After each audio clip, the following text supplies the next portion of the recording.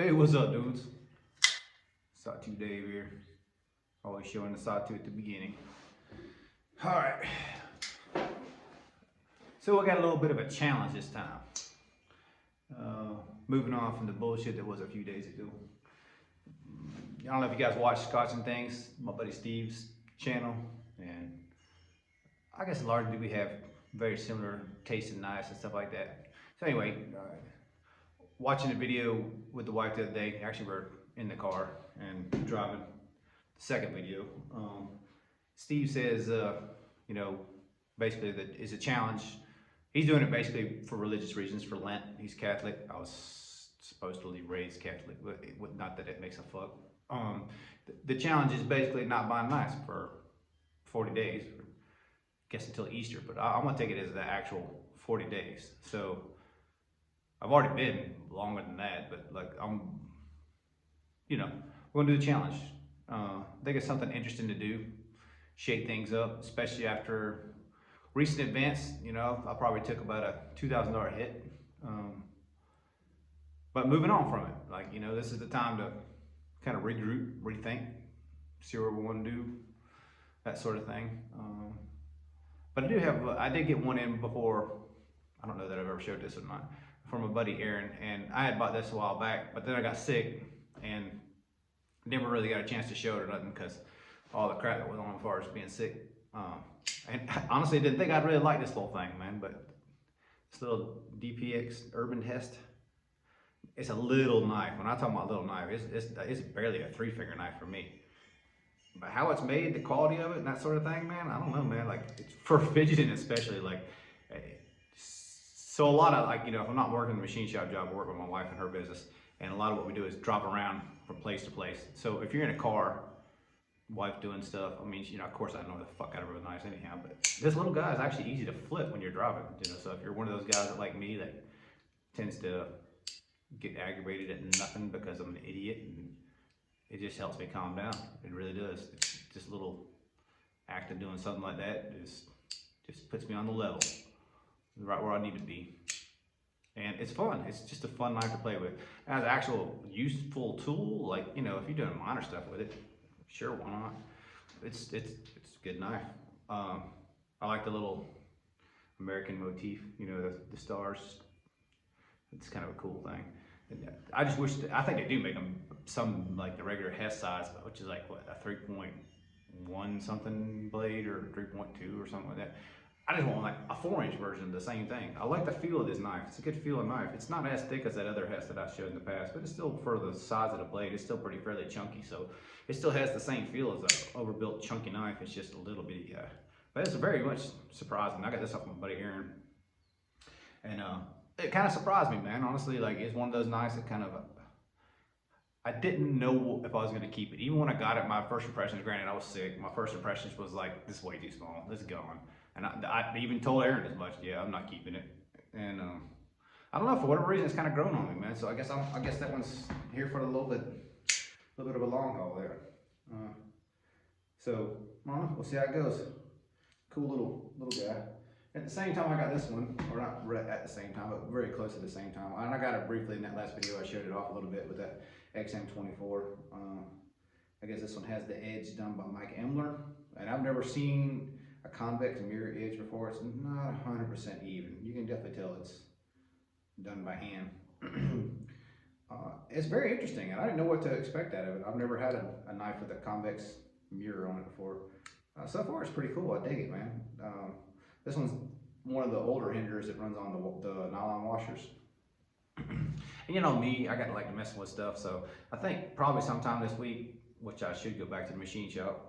Granted, if I still have a job or not, that kind of depends, because there's always hoops to jump through and all this crap. But I'm probably gonna make some washers for it, some phosphor bronze washers, make the action a little better. But I had this guy on phosphor bronze for a while. I really enjoyed it, and then I ended up putting it back on the bearings, and that's the XM18. And I really, really, really like this knife. There's something about the 18s that it's a good size, to do the activities you need to do, like actual using a knife, and a good size for actually like fondling, having fun with, whatever you want to call it. It's not too big, but It's still smaller than what I prefer as far as usage go, but it's a good knife. The 24, for whatever reason, is just that little extra step bigger. And the main thing I can feel it in is like the lock bar and getting that lock bar released. And that's how I always claw my lock bar open. This is things, I've got it set super tight right now, but just a little extra thickness. And I've actually talked to another dude about maybe possibly getting a fatty, but if anybody knows where a 3.5-inch fatty is after April the 13th, because I can't buy shit till then, I'd like to get one, man. Oh yeah, back to that no buying knives for 40 days. Steve elaborated on that video. My wife had to be in the car at the same time while I was listening to it. So his whole thing was, does that include trades? And she immediately said, well, if it's a financial thing, like if you're just doing it for financial reasons, then who cares, you trade. But if you're doing it to break a habit or to try to test that habit to see, if your, habits of letting knives go in and out, you shouldn't be able to trade either. So, okay, so he decided no trade, so I'm just gonna go with him on it.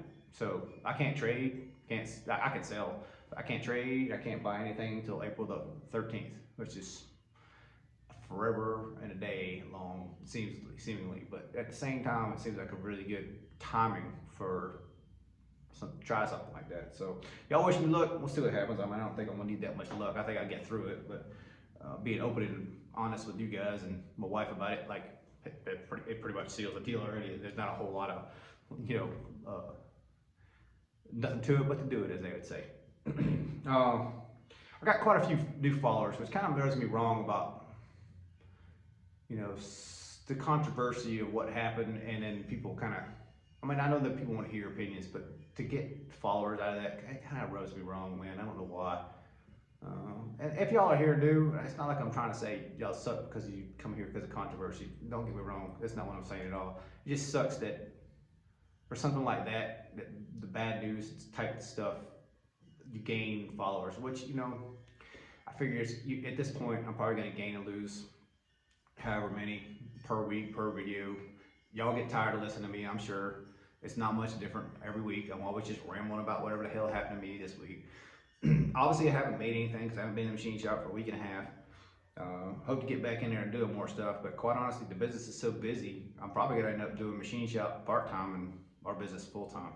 It's kind of what it's leaning towards right now, and I think I've worked 2 weeks this whole year, full-time, over 40 hours, or at least 40 hours.